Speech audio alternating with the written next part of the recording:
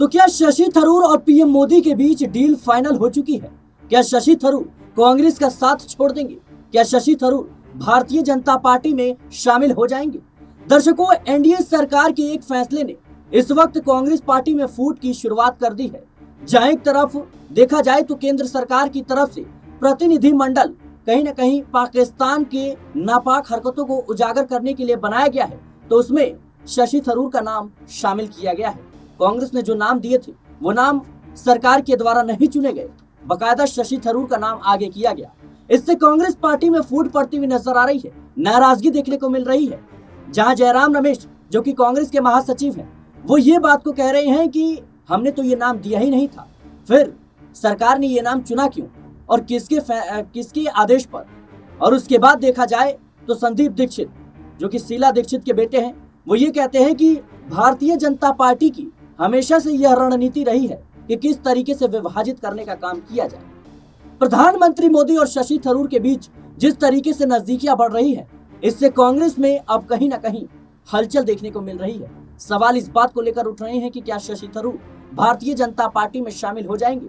जहां शशि थरूर कहते हैं कि ये मेरे लिए सम्मान की बात है और मैं सरकार का और पीएम मोदी का धन्यवाद करता हूं, तो वहीं कांग्रेस पार्टी कहीं ना कहीं इस बात की खिलाफत कर रही है। उनका मानना है कि जो हमने 4 नाम दिए थे वो नाम ना चुनकर शशि थरूर का नाम चुनना, ये कहीं ना कहीं पार्टी के सिद्धांतों के खिलाफ है। फिर सवाल ये उठता है कि आखिर शशि थरूर पर इतना मोदी सरकार मेहरबान क्यों है। इस मुद्दे पर बातचीत करेंगे, मेरे साथ सहयोगी अमन सर जुड़ चुके हैं। सर, जिस तरीके से देखा जाए तो शशि थरूर और प्रधानमंत्री मोदी के बीच जो नजदीकियां बढ़ रही हैं, क्या लगता है आपको कि कहीं ना कहीं वो भारतीय जनता पार्टी में शामिल हो सकते हैं? देखिए, बिल्कुल। और शशि थरूर को लेकर पहले से ही माहौल इस तरह का बना हुआ है कि क्या वो कांग्रेस पार्टी में रहकर कांग्रेस पार्टी के नहीं है। बड़ा सवाल ये है कि आप देखिए, लगातार पीएम मोदी की कई मौके पर तारीफ करते हुए नजर आए। कुछ दिनों पहले ऑपरेशन सिंदूर के बारे में जो है मोदी जी का बड़ा कदम बताते हुए नजर आए। इसके अलावा जब मोदी जी केरल पहुंचते हैं तब भी अगुवाई करने के लिए बाकायदा वो एयरपोर्ट पहुंच जाते हैं। और इसके अलावा आप देखिए मंच पर किस तरह से थरूर से हाथ मिलाते हुए पीएम मोदी नजर आते हैं। इसके कई कह सकते हैं पहलू हैं इस पूरे के मामलों को देखें। सिर्फ डेलीगेशन में जाने का मामला नहीं है, बल्कि थरूर के सहारे बीजेपी केरल में भी खुद को इस्टेब्लिश करना चाहती है, केरल में भी खुद को मजबूत करना चाहती है। इसीलिए लगातार थरूर की जो बयानबाजी आप देखिए, वो ऐसा लगता है कि बीजेपी के ज्यादा फेवर में, ज्यादा पक्ष में जाती हुई दिखाई पड़ती है। जी 20 या 23 के आसपास जो नेता थे, एक ग्रुप नेताओं का जो 23-24 नेता ऐसे रहे कांग्रेस पार्टी के जो वरिष्ठ नेता थे, जिसमें कपिल सिब्बल हो गए, जिसमें गुलाम नबी आजाद हो गए, ऐसे तमाम सारे नेता थे। उसमें शशि थरूर का भी नाम था, जो मौजूदा कांग्रेस का जो कार्य करने का तरीका है या जो कार्य किया जा रहा है उससे बिल्कुल भी संतुष्ट नहीं है। इसीलिए उन्होंने जब अध्यक्ष पद को लेकर बात उठी, खड़गे जी के खिलाफ चुनाव लड़ा। और यहाँ पर कहा जाता है कि उस चुनाव के बाद जब उनकी इसमें हार हो जाती है, उनकी स्थिति कांग्रेस पार्टी में बहुत ज्यादा बेहतर नहीं रहती। यही सबब है कि बीजेपी के ज्यादा करीब हो जाते हुए नजर आ रहा। देखिए, आग में घी डालने का काम जिस तरह से इस डेलीगेशन को चुना गया है, क्योंकि इसमें 40, 50, 45 के आसपास जो है वो बिल्कुल सांसद चुने गए हैं, हर दल से चुनाव किया गया है। लेकिन कांग्रेस हैरान इस बात को लेकर बेसिराज की कांग्रेस पार्टी की तरफ से 4 नाम दिए गए, जो कि बाकायदा राहुल गांधी और खड़गे जी से मीटिंग करके किरण रिजिजू ने बोला था कि भाई आप 4 नाम दीजिए। ये 4 नाम जो है या ये 4 लोग जो है डेलीगेशन के साथ में तमाम देशों में जाएंगे और भारत की स्थिति को मजबूती के साथ वहां पर पेश करते हुए नजर आएंगे। अब ये 4 नाम कौन कौन से जरा आप देखिए। इसमें पहला नाम निकल कर आता है आनंद शर्मा का, जो बड़े और वरिष्ठ नेताओं में आते हैं कांग्रेस पार्टी के। इसके अलावा गौरव गोगोई, जो मजबूत नेता है और बड़े मजबूती के साथ में अपना पक्ष और पार्टी का पक्ष रखते हुए संसद में नजर आते हैं। इसके अलावा आप देखिए नासिर हुसैन, उनका नाम इसमें था।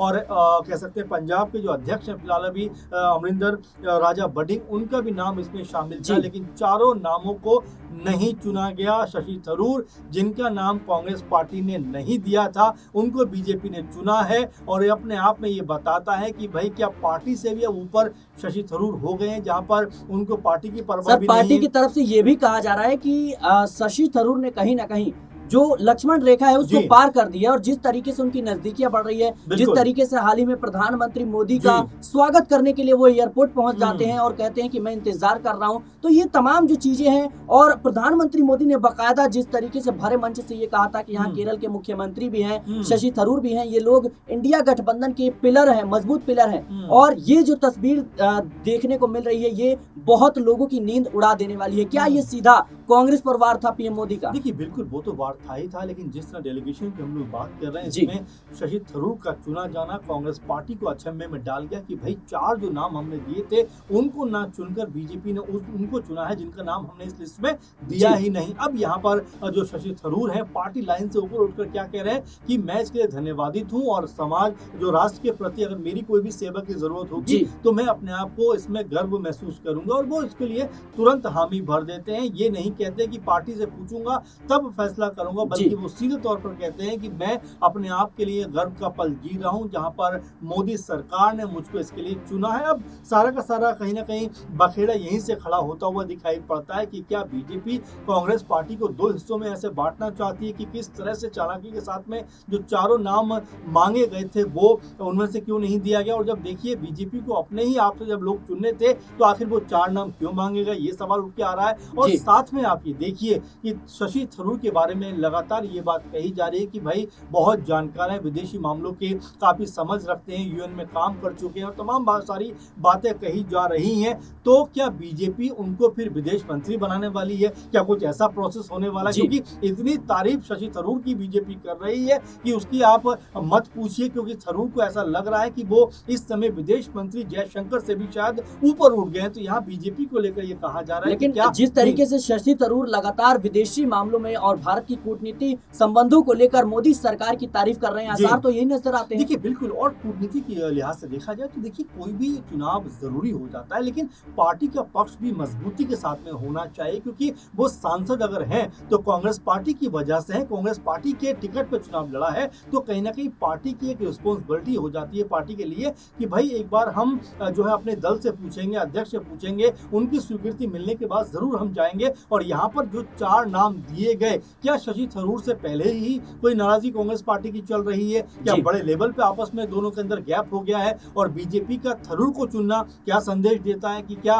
कांग्रेस पार्टी की उनको परवाह नहीं है? जो नाम कांग्रेस पार्टी ने चारों दिए उनकी भी उनको जरा भी परवाह नहीं है। शशि थरूर का हाल ही में एक बयान सामने आया था कि अगर पार्टी मेरी काबिलियत को कहीं ना कहीं इस्तेमाल करना चाहती है तो मैं हमेशा कह सकते हैं उपलब्ध हूँ, लेकिन मेरे पास कोई और विकल्प भी है। तो क्या ये किस तरीके से इस बयान को देखते हैं? जाहिर बात है कि आपकी जो गतिविधि है, आपका जो कह सकते हैं कि आपकी जो कार्यशैली है, जो वो तमाम चीजें हैं, वो कहीं ना कहीं ये बता देती हैं कि आपका जो नजरिया है, मिजाज है, वो किस तरफ जाता हुआ दिखाई पड़ रहा है। बीते दिनों से लगातार जो थरूर है उनको लेकर ये माहौल बन रहा था कि क्या वो बीजेपी में शामिल हो सकते हैं। उनकी जो भाषा थी, जो विचार थे, जो बयानबाजी थी, वो काफी हद तक इस तरफ इशारा कर रहे थे कि वो बीजेपी में जाना चाहते हैं, बीजेपी में शामिल होना चाहते हैं। और यहाँ पर जो मुझे याद आता, उदित राज ने कुछ दिनों पहले कहा कि जिस तरह की जो पूर्व सांसद कांग्रेस पार्टी के कि कुछ जिस तरह से शशि थरूर बातें कर रहे हैं उससे ऐसा लगता है कि वो अब बीजेपी के हो गए हैं। इससे बेहतर तो ये है कि वो बीजेपी में चले जाएं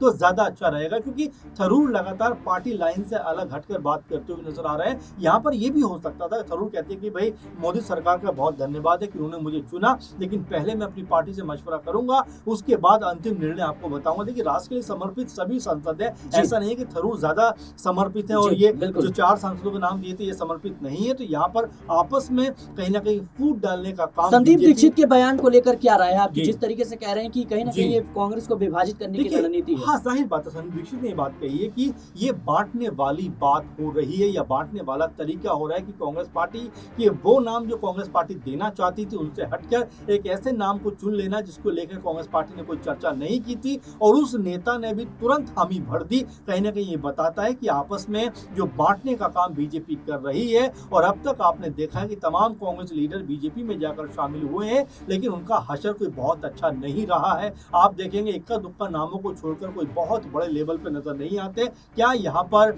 कह सकते हैं कि शशि थरूर के जरिए, जैसा मैं शुरू में भी कहा था, क्या केरल को कहीं ना कहीं अपने कह सकते हैं कि अपनी सत्ता में लेकर आना चाहती है बीजेपी, क्या शशि थरूर के जरिए वहां पर मौके तलाशना चाहती है। ये तमाम सारे कारण हैं, क्योंकि यहाँ पर डेलीगेशन में शशि थरूर का नाम देना कहीं ना कहीं ये बताता है कि बीजेपी राजनीतिक तौर पर भी इसका लाभ उठाना चाहती है, और केरल जो साउथ में बीजेपी को कमजोर माना जाता है वहां पर भी अपने आप को ताकतवर बनाना चाहती है। बिल्कुल दर्शकों, जिस तरीके से अब कहीं ना कहीं भारत ने ये निर्णय लिया है कि तमाम दुनिया को ये बताया जाएगा कि पाक की जो नापाक हरकत है उसको किस तरीके से उजागर किया जाए, और तमाम जो चीजें हैं इसको लेकर के प्रतिनिधि मंडल बनाया गया है, और इसी टीम का हिस्सा है शशि थरूर।